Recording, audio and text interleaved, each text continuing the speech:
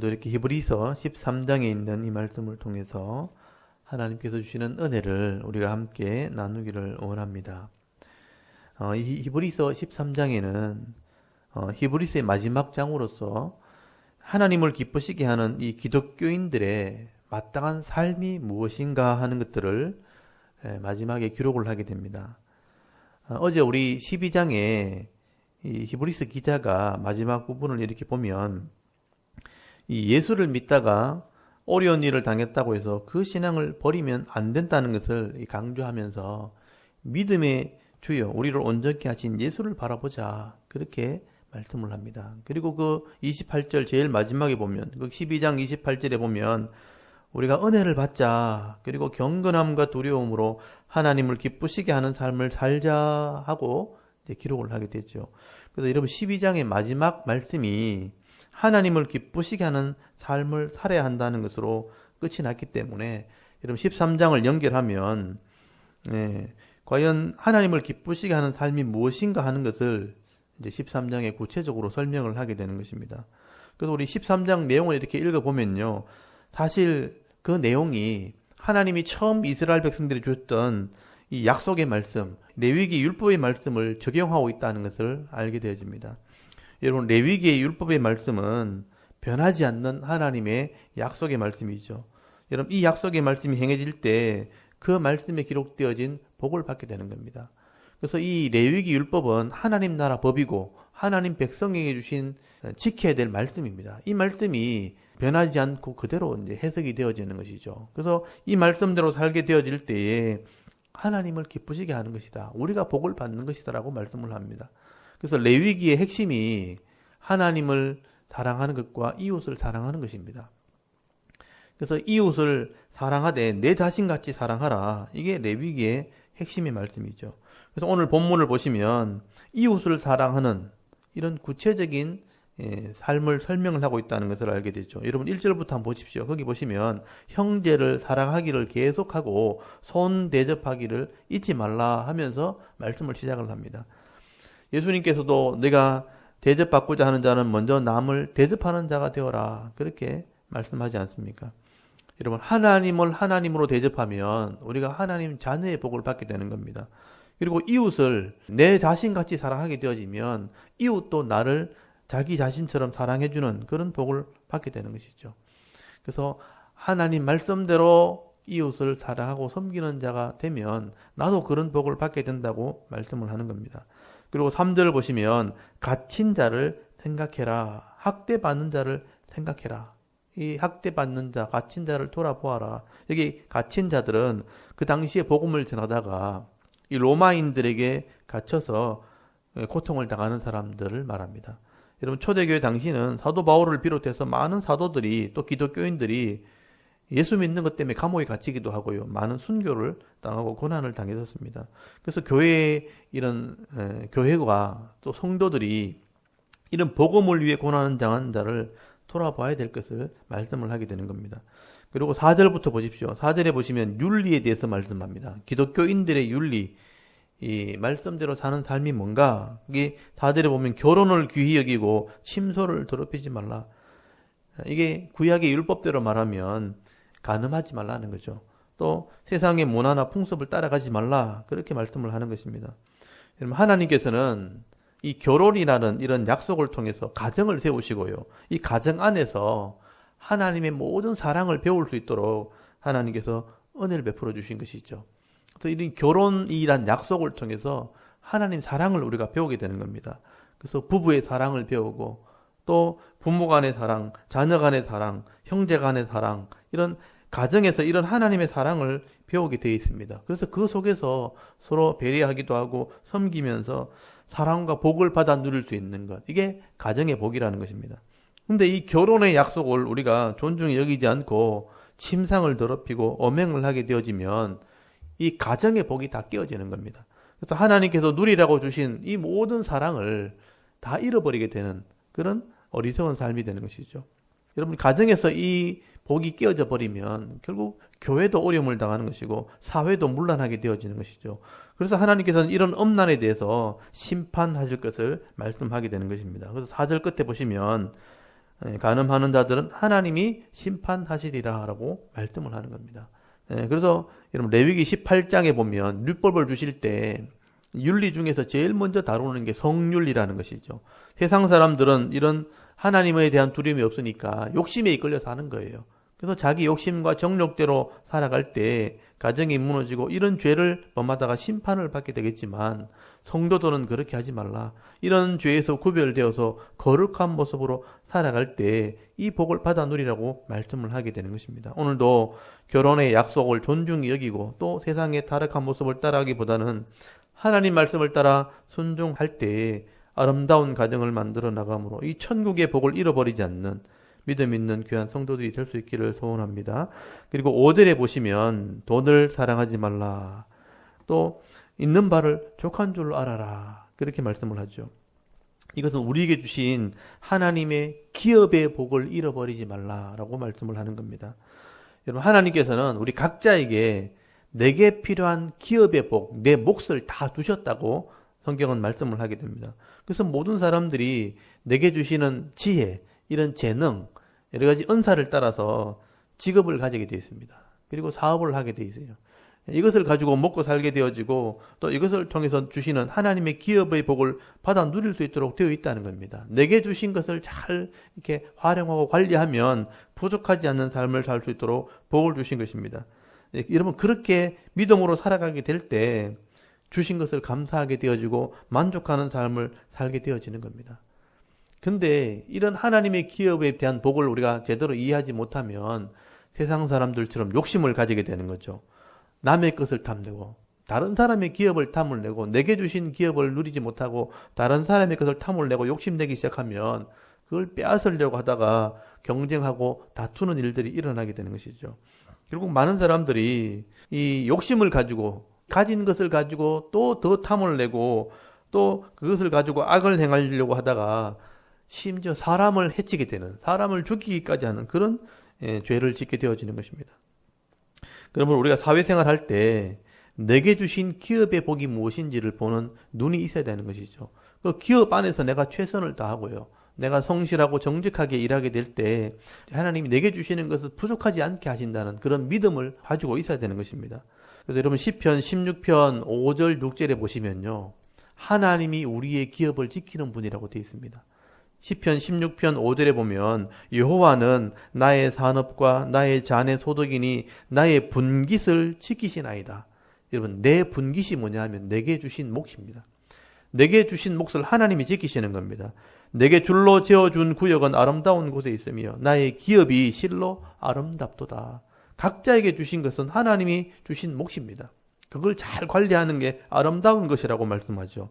하나님이 내게 주신 기업 또 소득의 분깃을 하나님이 지키시고 그걸 잘 누리는 사람들은 아름다운 것이라. 근데 우리가 세상 사람들처럼 다른 사람의 기업을 이렇게 비교하는 거예요.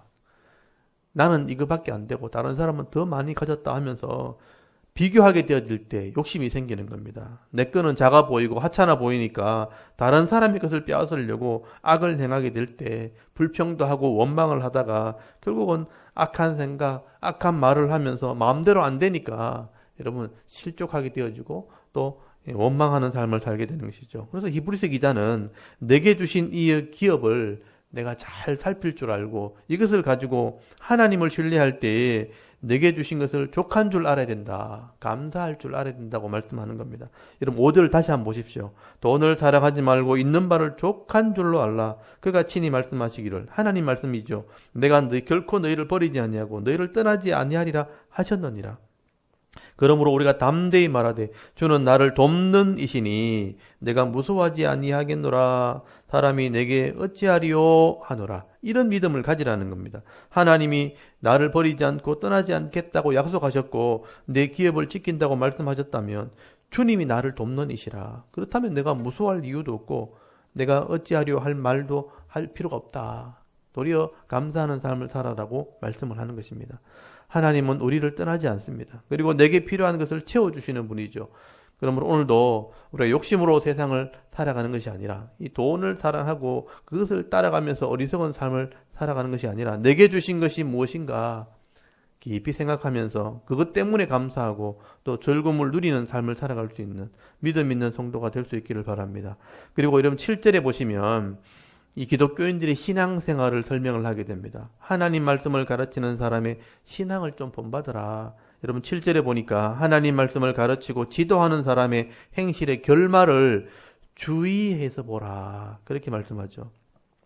여러분 이 말씀은 이런 말씀을 가르치는 지도자들이 어떤 믿음으로 마지막까지 이렇게 잘 견디는가, 신앙생활로 승리하는가, 그 죽음의 모습까지, 마지막 모습까지 한번 잘 살펴보라고 말씀합니다.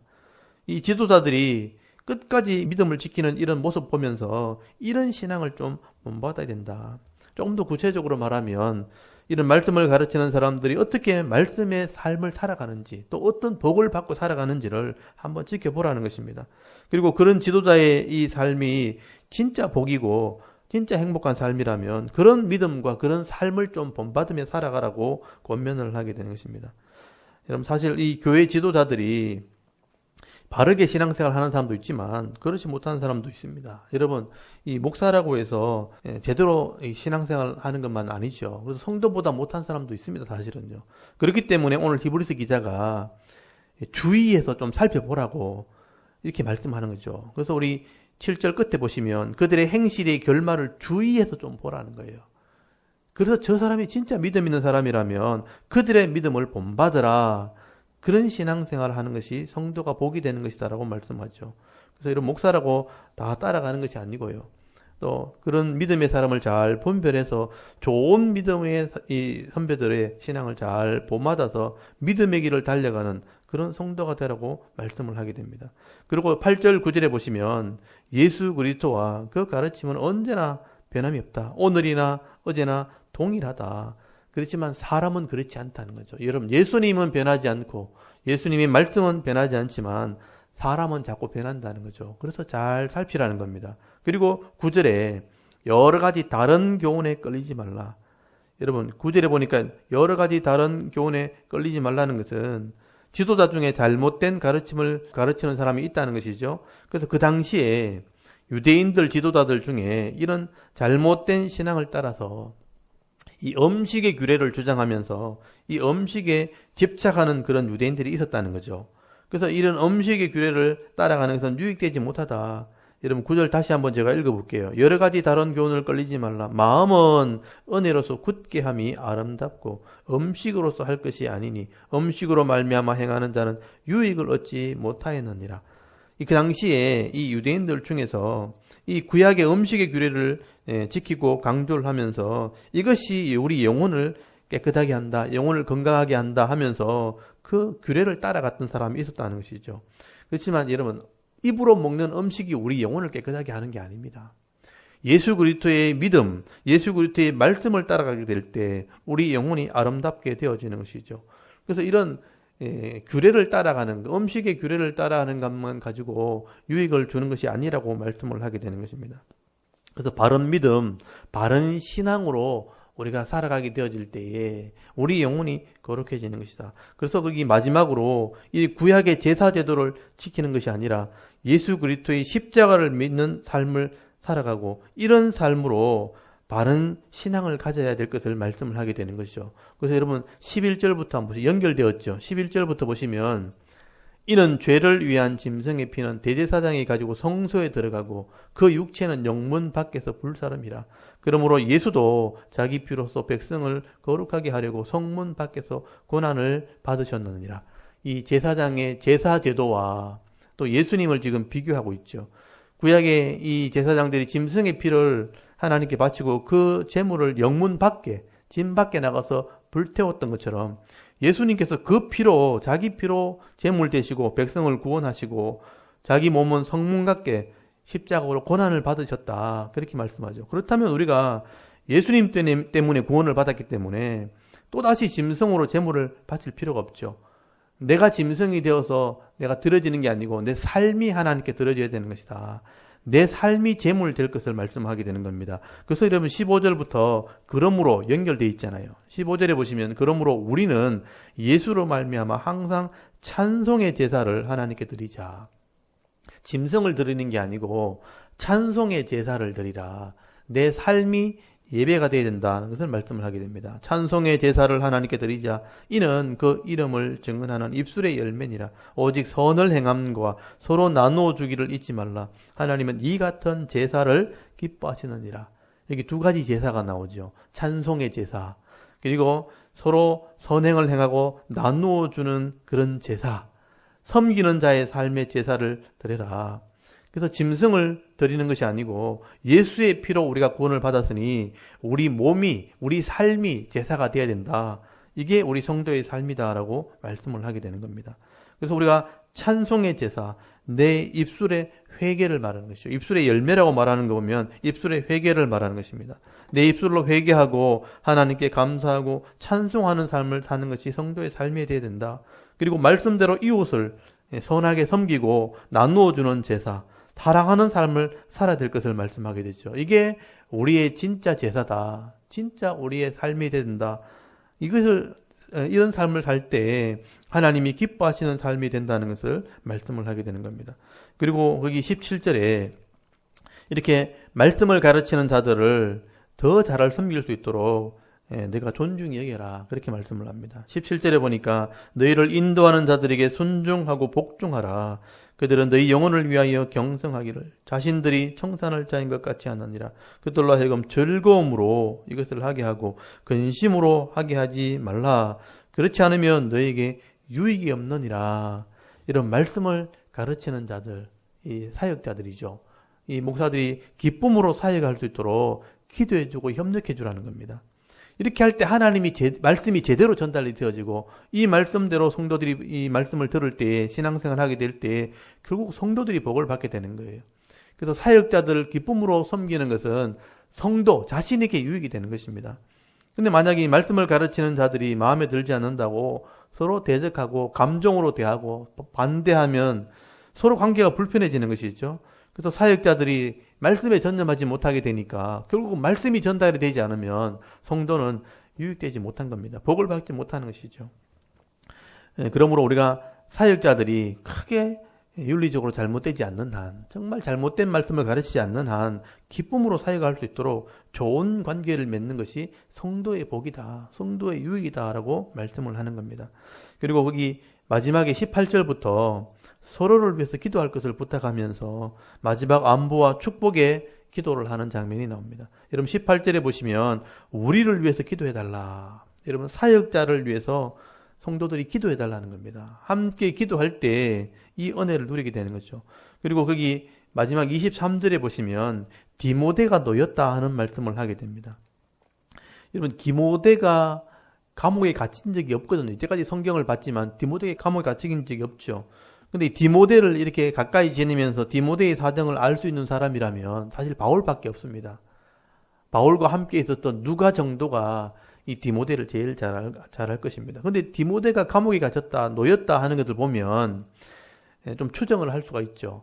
이런 바울이 로마 감옥에 갇혀서 마지막으로 편지 쓴 게 디모데 후서입니다. 디모데 후서에 보면 에베소에 있는 디모데에게 어서 속히 내게 오라. 겨울이 지나기 전에 내게 오라 하고 바울이 순교를 당하거든요.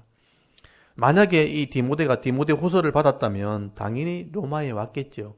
그리고 바울이 순교를 당하는 것을 반대하면서 변호하다가 아마 같이 감옥에 갇혔을 것으로 추정할 수 있는 것입니다. 그렇게 할 때 이 바울이 마지막으로 디모데에게 들은 소식이 유대인들이 예수를 믿었다가 다시 이 핍박 때문에, 로마의 핍박 때문에 다시 유대교로 넘어간다는 얘기를 들었다면 바울이 이 히브리서를 쓰지 않았겠는가, 그렇게 추정할 수 있죠. 그래서 히브리서를 쓰고 마지막에 누가가 같이 있었기 때문에 마무리를 하지 않았겠나. 그래서 유대인들에게 이 편지를 보내면 바울이 썼다 하면 아무도 보지 않을 거니까 히브리서에 인사말도 다 빼고 바울이 썼다는 말도 없이 그냥 이 내용을 전달한 것이 아닌가 하고 추정을 해볼 수가 있는 것입니다. 그래서 마지막에 이 디모데가 풀려나게 되었고 이 말씀을 전하게 되었다고 생각할 수 있는 것이죠.